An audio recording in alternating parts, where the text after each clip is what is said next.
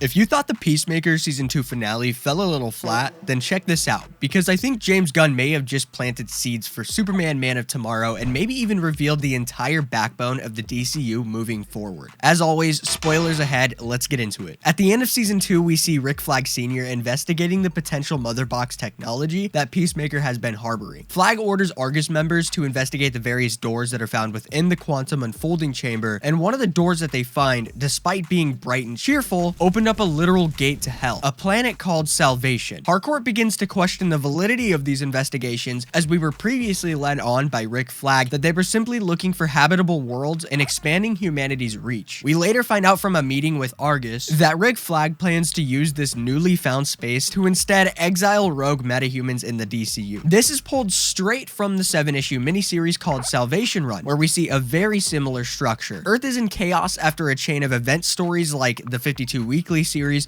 where Earth's supervillains have become too dangerous, too unpredictable, and after the destruction of Kandak at the hands of a grieving Black Adam, the global balance is completely shattered. The hierarchy of power in the DC universe is about to change. Waller and Flag are deducting what to do about the metahumans that are potential threats, and Flag comes up with a plan. Toss them all on their own planet and let them decide their fate. Flag uses boom tube technology to transport a plethora of rogues to this planet. Simon, Gorilla Grodd, Catwoman, Bane, and dozens of others. Joker and Lex Luthor have a particularly interesting dynamic in this story, as their fight for power divides the villains into teams, both working towards different goals. Joker wants to stay there and make a chaos-fueled society of his own, and Lex wants to build their own version of a boom tube and return home to punish Checkmate for their actions. The interesting thing here is the sheer amount of villains we see throughout this story, and how that's going to translate to James Gunn's universe. I wouldn't jump the gun by saying that we're gonna see Simon, Dr. Savannah, or even Joker, as those are some pretty crucial characters to DC and ginormous shoes to fill,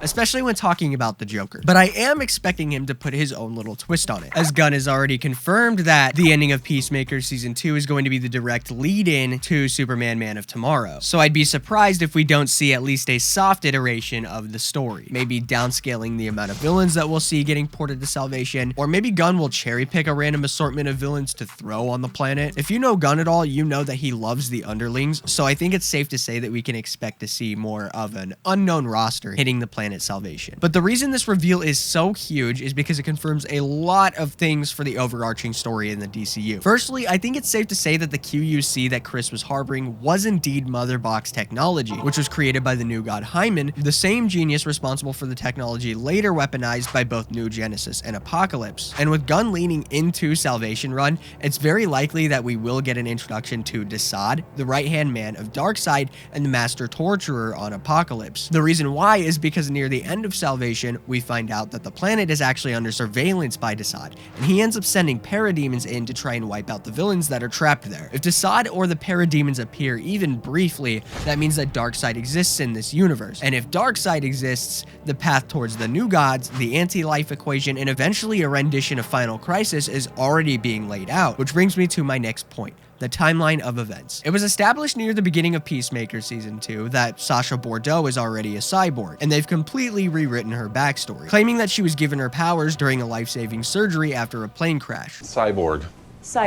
Yeah, part robot. She was in a plane crash, all crushed up, and Argus replaced half her body with machinery. This overwrites her traditional introduction, and where we saw Maxwell Lord betray her by infecting her with a nanobot virus during the Omac Project storyline. It's also established around this time in DC Comics that Checkmate has been compromised and run into the ground by Maxwell Lord, whereas in the Peacemaker Season 2 finale, we see the 11th Street kids forming the first renditions of Checkmate. The Omac Project leads directly into Infinite Crisis, but I don't think we're going to see Gunn's own version of that specific story, as it requires a massive background to take place. But I do think that there still could be potential strings for him to weave in his own vision of the Omac storyline way later down the road. But what's more interesting than that is the Lanterns TV show that's going to be coming out in early 2026. By this point, it seems that everyone has adopted the idea that we're going to be jumping straight into the Blackest Night storyline, as the very little information that we have about the show tells us that Lanterns Hal Jordan and Jon Stewart are going to be investigating a murder that takes place on Earth. Previously, the notion was that this was going to be Atrocitus or Black Hand behind the murder, ushering in the events of the Blackest Night prophecy. But I don't think it's that at all anymore, because we're forgetting a very big piece to the puzzle here,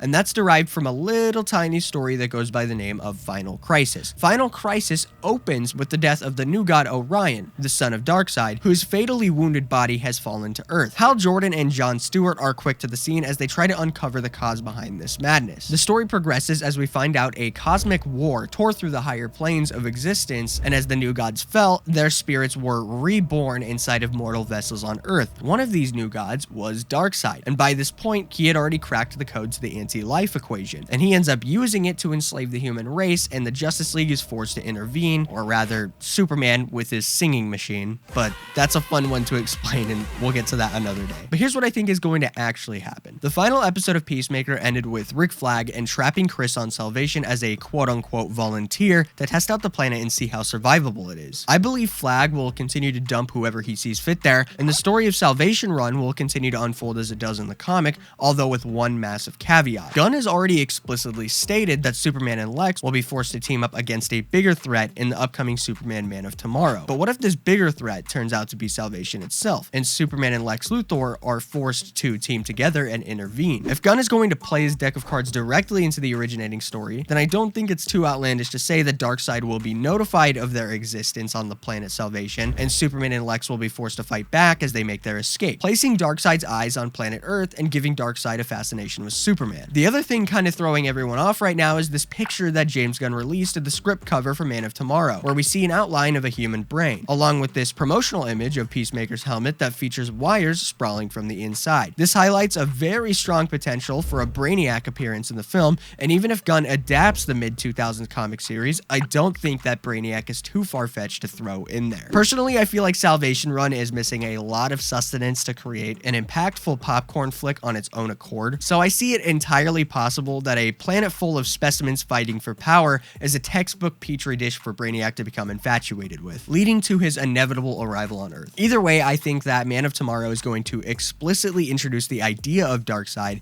and there's high potential for us to see an adaptation of Final Crisis in the future of Gunn's DCU. Are you guys hyped to see the unraveling of Salvation Run? I know I'm sure hoping to see some really cool villains in the near future, like Bane, Vandal Savage, or Gorilla Grodd, but let me know what you guys think down below. Thank you for watching all the way to the end of the video. It really does help the channel. Make sure to stay subscribed so you don't miss any upcoming DC news or comic book breakdowns, and as always, stay awesome.